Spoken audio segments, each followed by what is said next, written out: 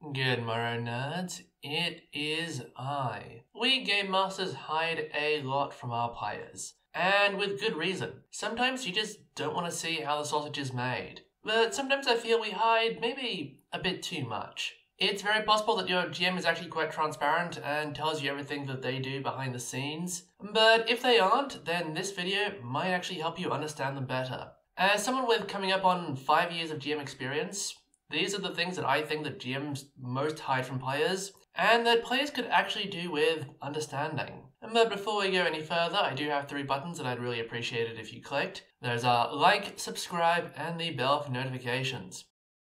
Now, let's dive straight in.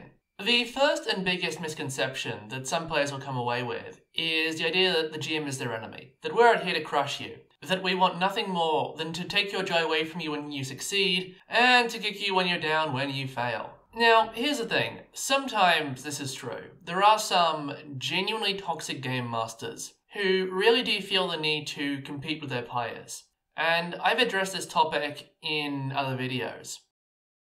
However, even when this isn't going on, players can still think it's happening. I would know, I've had it happen at my own table. About a year and a half ago, we had a guy join what was back then our D&D group, and like a lot of players, he'd never played a tabletop RPG before. And like a lot of new players, he was still learning how the game was played, and he made a lot of mistakes. As much as I try to be forgiving of new players, past a certain point, if you're making mistakes at my table, I'm not going to go that easy on you. Not because I don't care, but because I want you to learn. That is the first misunderstanding that can happen between players and more challenging GMs. Sometimes when we lay the paint on your character, it's not about malice, it's about tough love. The time after time every session I would refuse him advantage because I didn't feel he had a good enough reason. And bear in mind, he would ask for advantage on every single freaking roll, which that had consequences downstream, and oh boy will we get to those. And among his many reasons for asking for advantage, especially on social roles, was, and I quote, "Advantage because I'm cute." To which I always said, no, that is not how that works. Now, as said, he asked for a lot of advantage, and while he did probably end up getting more advantage on his rolls than the other players by simple virtue of just asking more, he was also refused more than just about all of them put together. What this meant is that every time he failed a roll that he wasn't given advantage on, he blamed me for not giving him advantage. Furthermore, whenever he rolled a natural 1 or an otherwise incredibly low roll, I would, as is GM custom, throw in a bit of extra spicy consequence to failing that roll. This riled him up even more, and after a few weeks he genuinely believed that I had it in for him. And so to sit him down, I wrote him a massive long message on Discord where I said, hey, this is what's happening. There are certain conditions when you can get advantage, and there are some where you can't. You cannot get advantage for being cute. You cannot get advantage for relatively minor situational things like, oh, the sun is in his eyes. You just can't, because that would completely break the advantage-disadvantage system. As for whether I had it in for him, I told him no with a caveat. If you keep bugging me for advantage all session, and if you keep whining every time you fail a roll all session, eventually I will lose my temper. I will admit, there were times, as GM, where I was far too harsh on him, where he got a natural 2 or a natural 3, but it was still a fairly low roll, and so I treated it like a natural 1, even though I probably shouldn't have. What all of these instances have in common is that they were very near the end of a session. Once I told him, hey, calm down, stop taking this personally, I'm not your enemy. Anytime I think you're doing something that makes sense, I will reward you for doing it. Please get used to failing rolls, you will do it all the time, it's not that big of a deal. And to be fair, once I cleared the air, he understood it, and he explained that the reason that he kept begging for advantage is because he was so afraid that I had it in for him, and that any time he would fail a roll that I would punish him brutally for it, he was trying to get advantage anywhere and everywhere he could. As soon as he realized what was going on, he calmed down. To say that he and I lived happily ever after from a single text conversation would be a gross misrepresentation of the truth. However, it did go a long way to actually healing the rift between us, and he's still in my group. He has fun with us, and I hardly ever have issues with him now. Many of the issues that he and I had simply came down to the fact that he was afraid that I had it in for him. But by trying to prevent his worst nightmares, he ended up making them true. So yeah, please understand. Unless you genuinely have a toxic game master, it's fine. It's probably all in your head. It's going to be okay. Just talk to them like adults, out of the session, and clear the air. And the second thing that players may not notice is just how much work goes into being a game master. Now, I should say, not all GMs put an equal amount of effort into their games. There is no golden rule of how much prep the GM should do, and even my own golden rule has changed over the years. 3 years ago, when I was running a lot of one-shot West Marcher style games, I generally aimed for about 2 to 4 hours of prep for every hour of play. That's a lot, but since this was in COVID times, I did have that time lying around. However, in my more recent campaigns, like the aforementioned D&D campaign and my current Cyberpunk campaign, I have revised that number significantly down. There'll be some weeks where I have to do a lot of prep to put together a new adventure or a new section of the campaign, and that can easily take 2 to 3 hours per hour of play. But there will be other weeks where I need half an hour to an hour total. The average that I tend to aim for from week to week is about 1 hour to 1.5 hours of prep per hour of play, but again, this is just me. Your mileage will vary. Not may vary, will vary. With this out of the way, GMs tend to hide their prep, and with very good reason. You don't want the upcoming campaign events getting spoiled to your players. Likewise, GM prep is generally a solo activity. Some GMs will engage in collaborative world building, and they'll discuss with their players out of game or even in game. Setting and world elements, story elements, stuff like that. But for the most part, as a player, when you show up to the game, the GM already has all of their notes tucked neatly away behind the screen, and when you leave, they get tucked away into some box somewhere. You never see them, and you never see the amount of time your GM puts into them. It could have been an hour, it could have been 10, it could have been 100. You don't know. Many players won't realize how much effort it takes to put a campaign together until they try doing it themselves.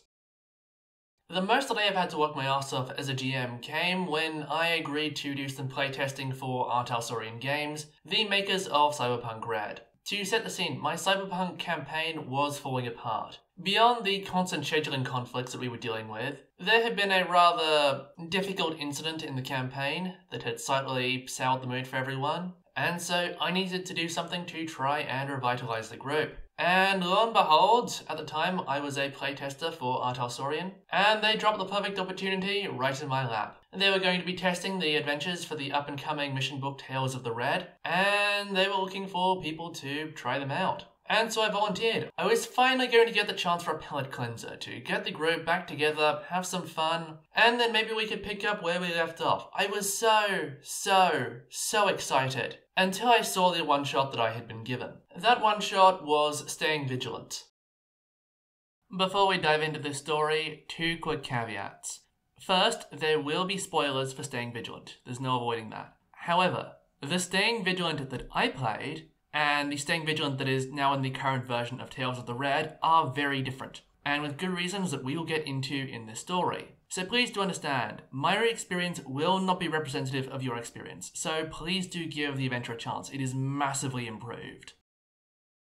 But suffice it to say, it's about the rumoured sighting by Cyber Psycho, who, well, certainly Cyber, is far from psycho. Or at least, that's what the author intended. In practice, the NPC protagonist of this one-shot, and really it was an NPC protagonist, was something of a Mary Sue self-insert, who was all positive traits, no negative traits.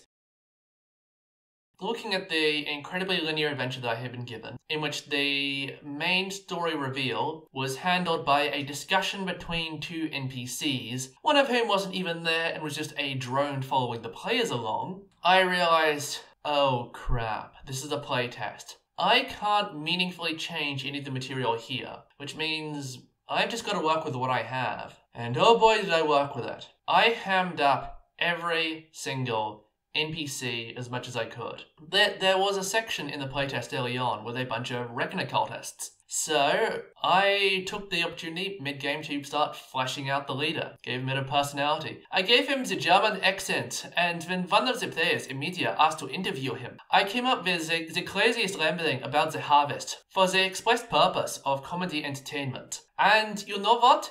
It worked. It was well good. There were also a bunch of goon NPCs, and so I gave each of them a unique name and unique appearance to actually turn them into characters. At various points the players were rooting for and against them. I made everything as energetic and lively as I could. It wasn't perfect though. Around the midpoint of the adventure, the PCs were meant to go into a warehouse, fight some goons, and then learn the story about this non-cyber psycho. However, the players didn't want to go in, as from all the information they had been given, they thought they could just stand outside the warehouse and wait for things to happen. And, technically they could, even though the adventure definitely didn't want them to.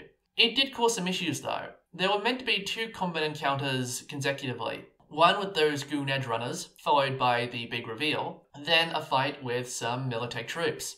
I ended up having to combine the 2, but it ended up being a bit weird. The PCs ended up chasing some of the goons into the warehouse, while the Cyber Psycho and the Militech troops were all stuck outside sucking it out in NPC on NPC crime. This led to the character they were meant to save dying, and the players running off with basically no payout. Suffice it to say that while I am very proud of what I managed to achieve with the material I was given, the playtest report I gave Art Halsorian was nothing if not scathing. I pulled no punches and made it entirely clear to them that I felt that everything that went well in that adventure had nothing to do with them at all. But this story has a happy ending. You see, Art Halsorian, credit to them, took pretty much all of my criticisms on board. Tales of the Red was released about a year and a half ago, and when I finally got around to picking it up and reading it, I was pleasantly surprised with what I saw. As someone who ran the original playtest, I highly recommend what Staying Vigilant has now become. I won't reveal the changes that they've made. Suffice it to say, the non-Cyber Psycho protagonist has been fixed, the warehouse situation has been fixed, some of the annoying NPCs have been fixed, and you know what? That Reckon Occult leader that I improv'd is now kinda sorta in the game. And so yeah, that was the amount of effort that I had to go to 1, successfully run Staying Vigilant, and 2, help turn it into something that doesn't require nearly as much effort to run. But not every GM is a high-effort workhorse. And even when they are, not every single part of their worlds and campaigns are maximum effort. Sometimes players go chasing after things that the GM just pulled out of their head on a whim. The classic consequence to this is the wild goose chase, where the players pick up on some random rumour and chase it far beyond what the GM had intended. It might even have been a straight up red herring, but they didn't realise, kept going and kept convincing themselves that if they just searched further, they'd find the truth the GM was hiding from them. I've talked before about the time that I ran the Haunting for 2 of my players last year. As I said, it's a fun little one-shot, fairly well executed. While I do have my quibbles with the Call of Cthulhu system, the Haunting adventure, especially the first half, is actually quite well done. Quick spoilers for it here, so be warned. Now, after visiting the Chapel of Contemplation and finding the Liberionis, the players decided to try and find a priest and get some religious advice on what was going on. And so, improvising, I made up a Catholic priest living in Boston because it's Boston. Surely they would have at least one Catholic priest. And so they visited him and asked him for advice. And I had him give some vague platitudes about what was going on. And that was about it. At least that was about it from my end. You see, the players actually latched onto him and kept coming back to him again and again and again. Hey, can you see this new thing? Do you have any advice on what this is? Hey, this person at the sanatorium told me this. Do you know what it means? Hey, we found this journal with this spell. Do you know what it does? And after a certain point, I just had to throw my hands up and say, hey, this guy is not in the adventure. He can give you his perspective, but he doesn't actually have any clues to give you. I would have liked to kind of integrate him more in and have him give some useful information, but by about the 2nd or 3rd visit, I had run out of interesting things for him to say, and it was getting a bit laborious. He was just a throwaway NPC because they asked about him. I didn't think that they would lean on him that heavily. And yeah, this was an area where, in practice, part of it is I didn't put enough effort into him. I came up with him on the fly, I tried to use him as best I could, but I couldn't do well enough with how little I put in. Now, I may not have been very attached to that NPC priest, but especially in my early GM career, there were a lot of NPCs that I got attached to that the players just smoked. It was pretty frustrating, especially in D&D 5e, when the combat system is just cartoonishly weighted in favor of the players. Like, combat in D&D 5e is incredibly easy. And I then followed up playing D&D 5e with playing Conan 2D20, where the combat is even easier. Nowadays, I don't have to worry about this nearly as much. I'm not nearly as attached to my NPCs, which is honestly a good thing. But it is something that does happen to a lot of GMs. As I said, GMs can end up spending a lot of time in prep before the session even happens. Creating these NPCs, their backstories, their motivations, their appearances, what they're going to do with them in the next 1, 2, 3 sessions. And you can get excited, you can start seeing, cool possibilities for how to use them further down the track. Or alternatively, you might expect them to die, but you might expect them to, put up a fight, rather than lasting a round and a half as the players just turn them into mincemeat. Either way, sometimes when players interact with NPCs, it just doesn't go the way that the GM had hoped. It can end up being quick, underwhelming, and just closing off possibilities that could have been. The story that I have for this is actually not of me as a GM, but of a GM that I played under. Now, I spoke before in my Confessions of a Forever GM video about that year-long Torchbearer campaign that I was in, and the adventures of Kulga the Burglar, and his slow and rather abortive rise to papacy. And while I was fairly critical of that campaign in that video, quite rightfully so, for most of the time it was a genuinely fun campaign. At one point, a few months in, we were rooting around the dungeon, exploring, and we found a room with a very solid locked iron door. We actually found this door quite early on, but it took us a while to find the key. And when we popped that key in and took a look inside, we found a demon surrounded by a ring of salt. Now, a lucky die roll gave us the demon's nature descriptor. In Torchbearer, everyone, be they an adventurer, a commoner, a goblin, a demon, has exactly 3 nature descriptors that kind of describe their, ingrained tendencies. So, for humans, that'd be things like boasting, demanding, and running. But for a demon, I can't remember the exact nature descriptors. Slaying the living, corrupting souls, and making unfair bargains. And upon learning this, we decided that this was a rather dangerous fellow to be dealing with, and especially dangerous to be speaking with. So, I had an idea. In an earlier fight, we had defeated some goblins, and among the randomly generated loot was a bunch of lint and candle wax and other crap that was meant to be useless. But I had an idea. I turned to the other player and said, hey, so this thing will try and corrupt us if it talks to us. So let's fill our ears with wax and lint, completely plugging them solid, so that we can't hear a damn thing he says. We go in, we get the artifact that he's guarding, and we get out. Great plan. We go back to where the goblins were, we fill our ears, we come back to the demon, and my character crossed the ring of salt into the weird dreamscape land that the demon lived in. Now, at this point, the GM starts having the demon try to speak to me, at which point I shushed the GM and said, la la la la la, I can't hear you, because, as noted earlier, my character's ears were plugged full of wax. Now, this continued on, I got into a little fight with the demon, lost because I was a halfling and it was a demon, and so the other player jumped into the ring to try and rescue me. And again, the GM tried having the demon speak to us and make a deal, at which point again, we pointed out that we couldn't hear the demon. The poor GM had written this great epic speech for the demon to give, and he was going to give us an amazing roleplay experience of trying to negotiate with this demon to try and get the artifact as it tried to twist us to its advantage. And he couldn't do any of that because we took one look at it and said, we don't want to talk to this. We will just rob it, fight it, run away, whatever we have to not talk to it.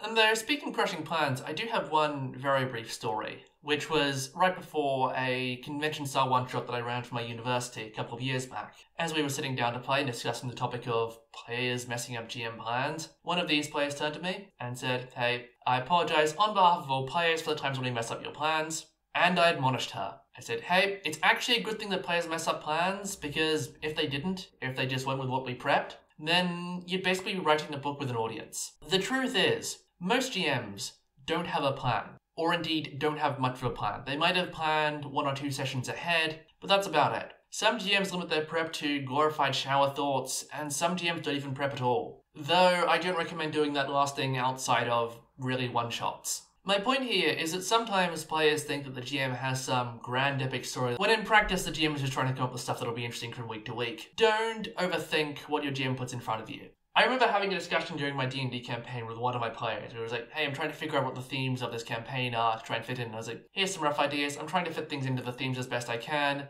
Don't overthink it. There's a movement within modern RPG design and game master philosophy that dates back to a 20-year-old website called The Forge. The tabletop RPGs are all about telling stories. And I, for one, partially disagree. Tabletop RPGs are not about telling stories, they're about making stories. Your GM does have prep. They do have things that they want to do, they want to see happen, and they do get attached to that prep, as proven earlier. But at the end of the day, the real story is the one we make with our friends along the way. This is not to say that players should be disruptive or try and force their own personal idea of the narrative onto the rest of the group. Of course not. But that is to say, take things lightly, explore, go in different directions. Because all of these stories that I've told in this video came about not from some grand pun on my part, but from responding to the world around me. And it's the same for every GM. So yeah, just kick back, explore, ask, what does that object do? What does that person do? What does this thing on my sheet do? And make of the game what you can. And it's a wrap. Thank you all so much for watching. If you enjoyed this video, then please like it, share it with your friends, and leave a comment down below. What's a GM secret that I missed? If you'd like to see more videos like this one, then please subscribe and hit the bell for notifications. It really does help the channel. Now, I finally got through Act 1 of Baldur's Gate 3, and I'm going to take a little pause to play some Rogue Trader. So I'm off to go dive into the world of the 41st Millennium and shoot some Xenos. Once more though, thank you all so much for watching, and until I see you next, farewell.